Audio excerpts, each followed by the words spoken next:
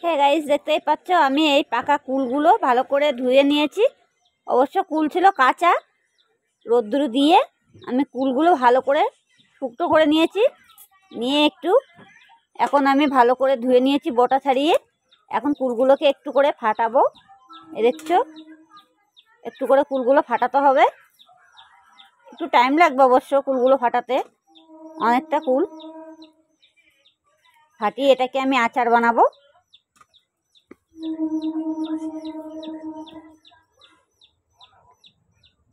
ছেলে বাহানা করেছে এটা আচার বানাতে হবে, এই কারণে কুলগুলো খুব টেনে গেছে। যাই হোক,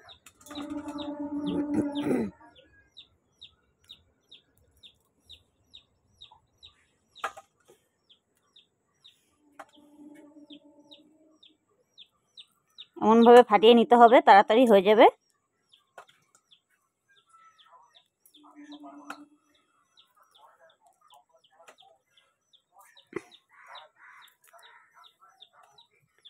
এটাকে খুব তাড়াতাড়ি একটু ফাটাতে হবে। এই কুলের আচারটা বানালে রেখে রেখে অনেক দিন ধরে খাওয়া যাবে। আমি অবশ্য এগুলো যে মশলাগুলো দেবো সেগুলো আমি এনেছি, ওগুলো এখনো ভাজিনি, ভাজতে হবে। ছেলের খুব শখ কুলের আচার খাবার।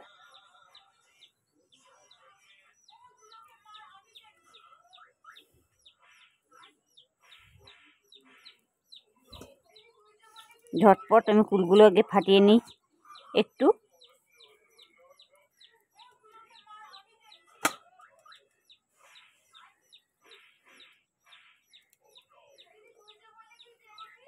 ফাটিয়ে নিলে পরে এর মধ্যে সব মশলাগুলো ঢুকবে। আমি অবশ্য নিয়ে এসেছি, চিনি কিনে নিয়ে এসেছি, গুড় নিয়ে এসেছি।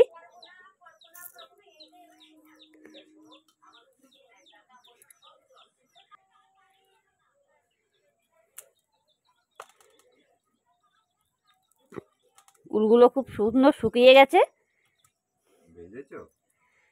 না, আমি এই কুলগুলো এখন ভালো করে ফাটাবো।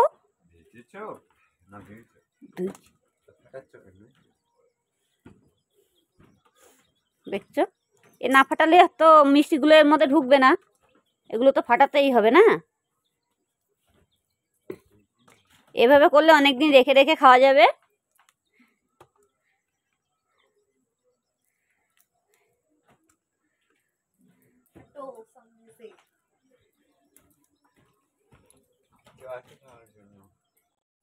হ্যাঁ গাইস, এবার আমি লঙ্কাগুলো পুরো ভেজে নেব। দেখতেই পাচ্ছ আমি লঙ্কাগুলো কড়াইতে দিয়ে দিয়েছি। লঙ্কাগুলো যেতেই হোক, আমার একটু লাল লাল হয়ে গেছে ভাজা।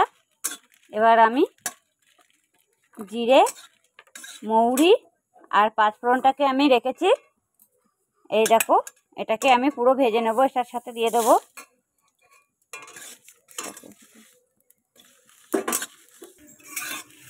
মৌরি দেওয়া আছে, জিরে দেওয়া আছে, পাঁচফোড়ন দেওয়া আছে, আর আছে লঙ্কা। মৌরি দিয়ে দিয়েছি, ধনে দিয়েছি, জিরে দিয়েছি, লঙ্কা দিয়েছি, পাঁচফোড়ন দিয়েছি। এটাকে আমি ভালো করে ভেজে নিচ্ছি। ভেজে নিয়ে এটাকে আমি নামিয়ে নেবো। যেটি হোক, এটা আমার পুরো ভাজা হয়ে গেছে। বেশি ভাজলে পরে পুড়ে যাবে, হালকা ভাজতে হবে। এটাকে আমি এখন গ্যাসটাকে বন্ধ করে দিলাম। দিয়ে আমি এটাকে এবার পুরো মিক্সচারে ভালো করে বেটে নেব। আপনারা চাইলে শিলনোড়ায়ও বাটতে পারো, মিক্সচারেও বাটতে পারো, কোনো অসুবিধা নেই। এবার আমি কড়াই বসিয়ে দিয়েছি। কড়াইতে একটু সাদা তেল দিয়েছি, একটু ফোড়ন দেব। দিয়ে আমি কুলগুলো এবার বসিয়ে দেব। আমি তেলের ওপরে কুলটা দিয়ে দিয়েছি। এবার কুলটাকে ভালো করে নাড়তে হবে। ওতে নুন আর একটু হলুদ দিতে হবে। দোকানের আচারের থেকে বাড়িতে করে খাওয়া অনেক লাভ আছে, আর দেখতেও সুন্দর হয়, ভালোও লাগে খেতে। আর দোকানে একটুখানি আচারের জন্য কত পচা ছোড়া কুল দিয়ে দেয় এর ভিতরে, আর এটা গাছের থেকে নামানো কুল, পুরো ডাসা ডাসা কুলগুলো। অবশ্য আমি এই কুলগুলো 3-4 দিন ধরে রেখে দিয়েছি রোদ্দুরে। আমি লবণ দেওয়া হয়ে গেছে এর ভিতরে। এবার আমি একটু হালকা হলুদ দেব, দিয়ে এটা ভালো করে একটু নাড়তে হবে। নেড়ে আমি একটু জল দিয়ে দেবো। এবার দিয়ে দিয়েছি, এটাকে ভালো করে নাড়তে হবে।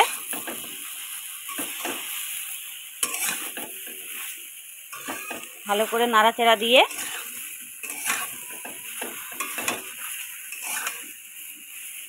হালকা জল দেবো আমি এটার ভিতরে। আমি কুলের ভিতরে একটু জল দিয়ে দিয়েছি। এবার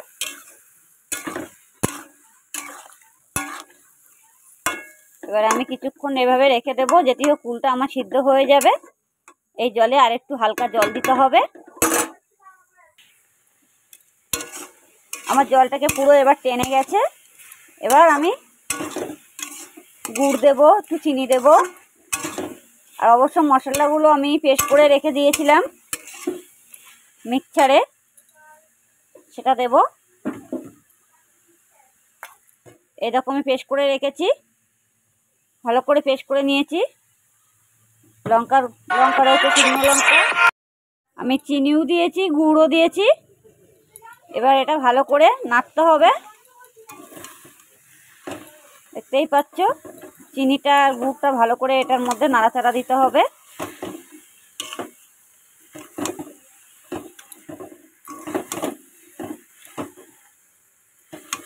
একটু মিষ্টিটা একটু বেশি দিয়েছি, কেন একটু মিষ্টিটা বেশি দিলে একটু ভালো লাগে, টক জাতীয় কুলটা অতিরিক্ত টক, সেই কারণে।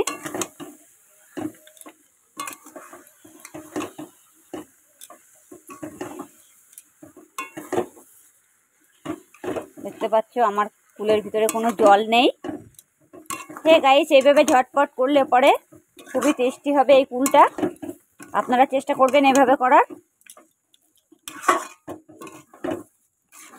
আর পুরোপুরি ভিডিওটা দেখবেন, টেনে টেনে দেখবেন না, তাহলে কিছুই বুঝতে পারবেন না। আর অতি অবশ্যই লাইক কমেন্ট করে দেবেন।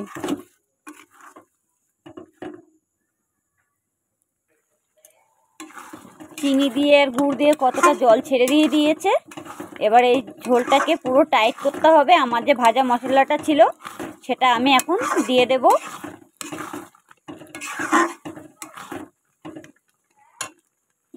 এই যে মশলার গুঁড়ো ছিল যেটা বেটেছি, সেটাকে আমি এখন পুরোটাই দিয়ে দেব।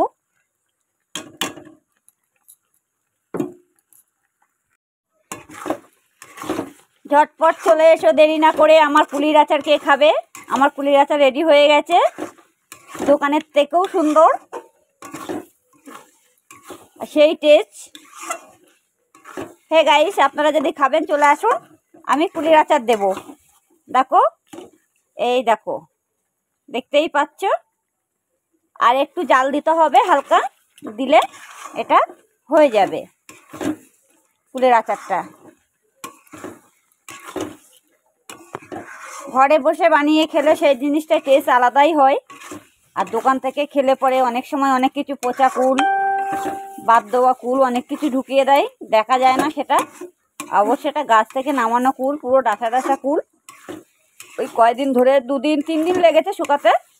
অবশ্য কুলটা বেশি শুকালে পরে একদম চিপটে যায়, তখনই সিদ্ধ হতে অসুবিধা হয়। দেখতেই পাচ্ছ যে আমি কুলগুলো কেমনভাবে নিয়েছি। অবশ্য আগে ভালো করে বোটাগুলো ছাড়িয়ে নিয়েছি, নিয়ে তারপরে ধুয়ে একটা একটা কুল পুরোটা ফাটিয়ে তারপরে আমি একটু হালকা সাদা তেল দিয়েছি। সাদা তেল দিয়ে তারপরে কুলটাকে ভালো করে একটু ফোড়ন দিয়ে কষাই করে নিলাম। অবশ্য আপনারা চেষ্টা করবে সবসময়ের জন্য একটু সাদা তেল দেওয়ার, যখন ফোড়ন দেবে আর কি। আর মৌরি ফোড়ন দেবে হালকা 2-3টে। অবশ্য ভাজা মশলা তো আছে এখানে, সেই কারণে একটু মৌরি ফোড়ন দেবে। আর মধ্যে ভাজা মশলা দেওয়ার মধ্যে হচ্ছে লঙ্কা দেওয়া রয়েছে, আর দেওয়া আছে মৌরি আর 5 ফোড়ন, আর দেওয়া আছে একটু ধনে। এগুলো ভালো করে মিক্সারে বেটে নিয়েছি।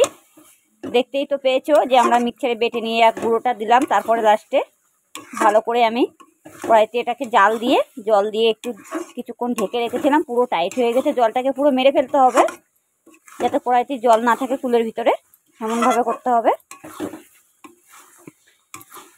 ঝটপট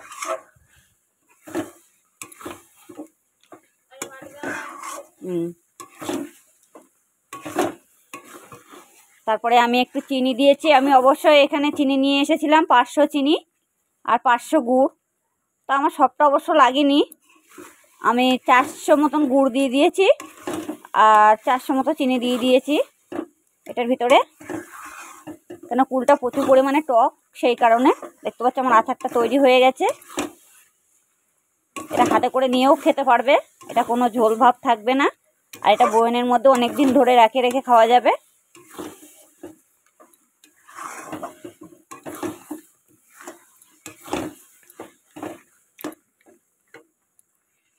অতি অবশ্যই লাইক কমেন্ট করবেন ভালো লাগলে, আর ভিডিওটা বন্ধুদের কাছে সবার কাছে শেয়ার করে দেবেন। কুলের আচার পুরো রেডি হয়ে গেছে, দেখতেই পাচ্ছ। এই আচারটাকে রেখে অনেক দিন ধরে খাওয়া যাবে, কোনো সমস্যাই হবে না। দেখো, এটা পুরো হাতে করে নিয়ে খাওয়া যাবে। এটা ঠান্ডা হয়ে গেলে আরও টেস্টি হবে। অবশ্য এটা আমার রেডি হয়ে গেছে, এটা আমি আর জাল দেবো না। কেমন লাগছে অতি অবশ্যই কমেন্ট করে জানিয়ে দিও। দেখো আমাদের আচারটা কত সুন্দর কালার চলে এসেছে, এই দেখো, দেখতে পাচ্ছ। দেখো, এবার আমি গ্যাসটাকে অফ করে দিলাম। আমার আচারটা যেতে হোক রেডি হয়ে গেছে।